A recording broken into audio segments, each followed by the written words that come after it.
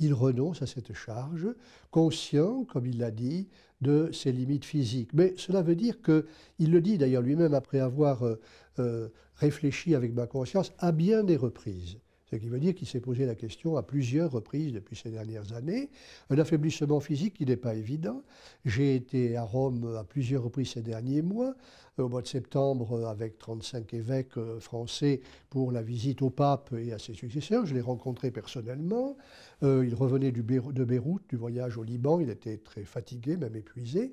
J'ai été à Rome tout le mois d'octobre avec le rassemblement des évêques du monde entier pour le synode, le rassemblement des évêques sur la nouvelle évangélisation. Il est venu participer à beaucoup de nos sessions de travail. Il était visiblement en meilleure forme physique. J'étais de nouveau à Rome après Noël pour le rassemblement des jeunes du monde entier organisé par la communauté de Thésée. Nous avons prié avec le pape sur la place Saint-Pierre de Rome, la nuit étant venue, le 30 décembre au soir, et nous avons prié avec, le pape a prié avec les jeunes et avec le frère Aloïs, prieur de Thésée, qui est un ami, tourné vers le Christ. Et je l'ai vu d'assez près, et il était reposé en même temps.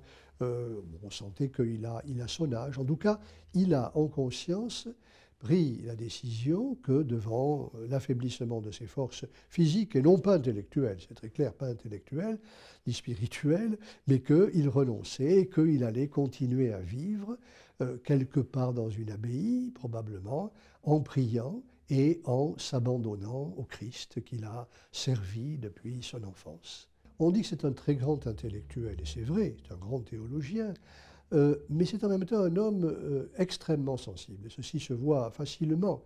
Il ne trahit pas ses sentiments, mais on voit qu'il est capable à l'intérieur de lui-même d'être ébranlé par des événements qui peuvent survenir. Je souhaiterais, je le dis au conditionnel, qu'il soit possible que l'on comprenne, qu'il soit possible que l'évangile du Christ est pour tous les peuples du monde, que jusqu'ici, nous avons eu des papes venus d'Europe. Il y a eu des papes d'Afrique au IIIe et IVe siècle. Et que, pourquoi pas, accepter qu'un homme venant d'ailleurs, qui d'ailleurs peut connaître très bien l'Europe tout en étant africain ou asiatique ou d'Amérique du Sud ou d'Amérique du Nord, du Canada notamment, qu'un pape puisse venir pas seulement de l'Europe.